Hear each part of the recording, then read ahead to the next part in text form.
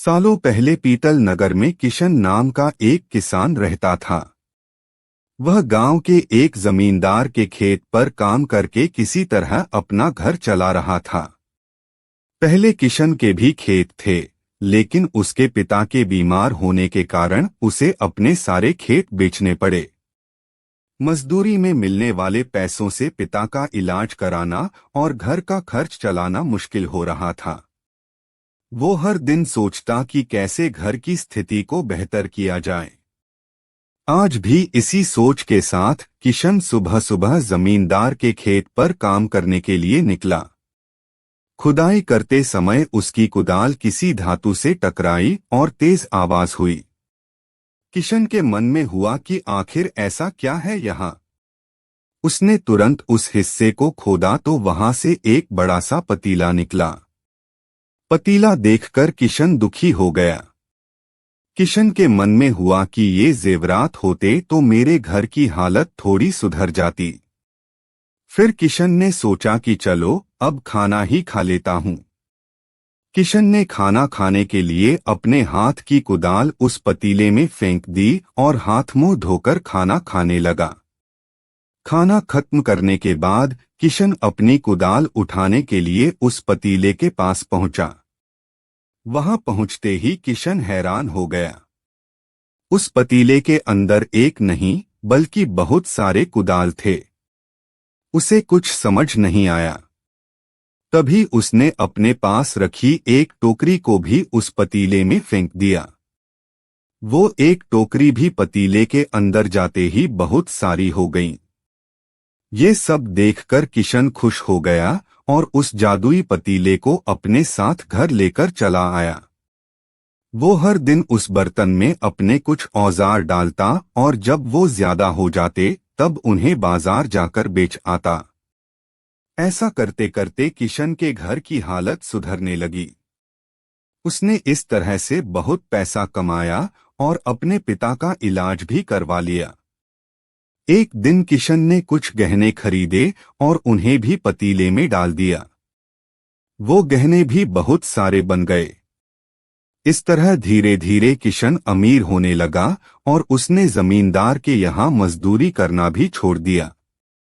किशन को अमीर होते देख जमींदार मोहन को किशन पर शक हुआ। वो सीधे किशन के घर पहुंचा। वहां जाकर उसे जादुई पतीले के बारे में पता चला। उसने किशन से पूछा, तुमने यह पतीला कब और किसके घर से चुराया? डरी हुई आवाज में किशन बोला, साहब, ये पतीला मुझे खेत में खुदाई के समय मिला था। मैंने किसी के घर चोरी नहीं की है। खेत में खुदाई की बात सुनते ही जमींदार ने कहा, यह पतीला जब मेरे खेत से मिला तो यह मेरा हुआ। किशन ने जादुई पतीला ना लेकर जाने की बहुत मिन्नतें की, लेकिन जमींदार मोहन ने उसकी एक नहीं सुनी। वो जबरदस्ती अपने साथ वो जादुई पतीला लेकर चला गया। जमींदार ने भी किशन की ही तरह उसमें सामान डालकर उन्हें बढ़ाना शुरू किया। एक दिन जमींदार ने अपने घर में मौजूद सारे गहने एक एक करके उस पतीले में डाल दिए और रातों रात बहुत अमीर हो गया। एकदम से जमींदार के अमीर होने की खबर पीतल नगर के राजा तक पहुंच गई। पता लगाने पर राजा को भी जादुई पतीले की जानकारी मिली। फिर क्या था, राजा ने तुरंत अपने लोगों को भेजकर जमींदार के यहाँ से वो पतीला राजमहल मंगवा लिया। राजमहल में उस जादुई पतीले के पहुंचते ही राजा ने अपने आसपास मौजूद सामान को उसमें डालना शुरू दिया। सामान को बढ़ता देखकर राजा दंग रह गया। होते होते आखिर में राजा खुद उस पतीले के अंदर चला गया। देखते ही देखते उस पतीले से बहुत सारे राजा निकल आए। पतीले से निकला हर राजा बोलता, मैं पीतल नगर का असली राजा हूँ, तुम्हें तो इस जादुई पतीले ने बनाया है। ऐसा होते होते सारे राजा आपस में लड़ने लगे और लड़कर मर गए। लड़ाई के दौरान वो जादुई पतीला भी टूट गया। जादुई पतीले के कारण राजमहल में हुई इस भयानक लड़ाई के बारे में नगर में सबको पता चल गया। इस बात की जानकारी मिलते ही मजदूर किशन और जमींदार मोहन ने सोचा, अच्छा हुआ कि हमने उस जादुई पतीले का इस्तेमाल सही से किया। उस राजा ने अपनी मूर्खता के कारण अपनी जान ही खो दी। कहानी से सीख। जादुई पतीले की कहानी से दो सीख मिलती हैं। पहली कि मूर्खता का अंत बुरा ही होता है। दूसरी यह कि हर सामान का इस्तेमाल संभलकर करना चाहिए। एक गांव में द्रोण नाम का ब्राह्मण रहता था। वह बहुत गरीब था।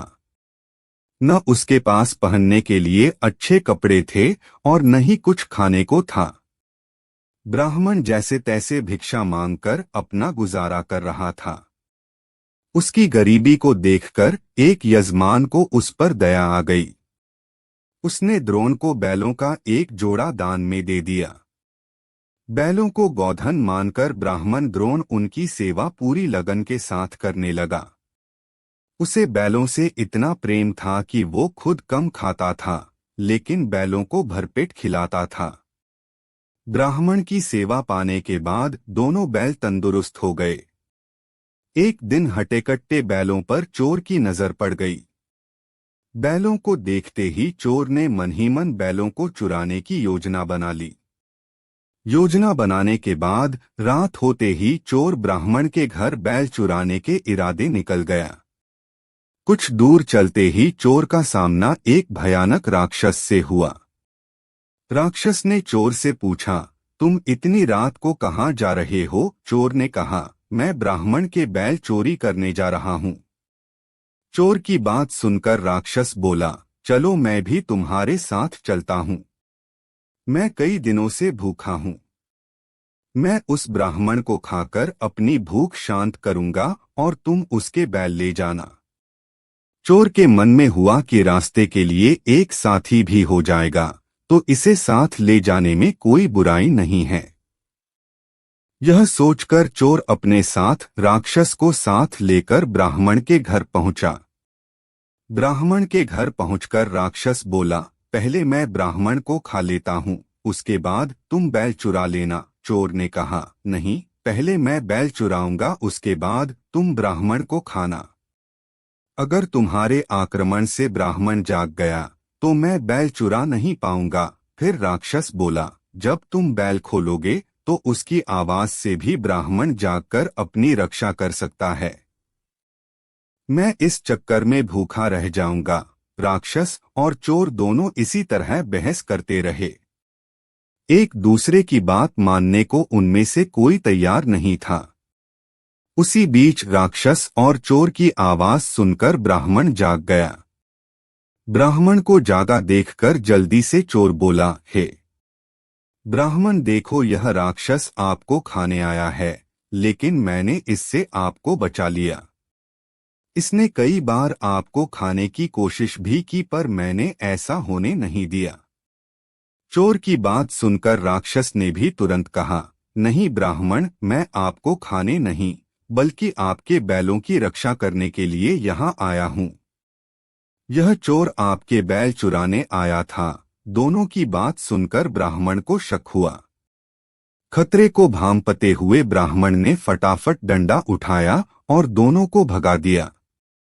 कहानी से सीख, हमें हमेशा परिस्थिति के अनुसार काम करना चाहिए, जैसे इस कहानी में ब्राह्मण ने किया। उसे चोर व राक्षस की बात सुनने के बाद अपनी आत्मरक्षा के लिए डंडा उठा लिया, जो उस परिस्थिति के लिए बिल्कुल सही था।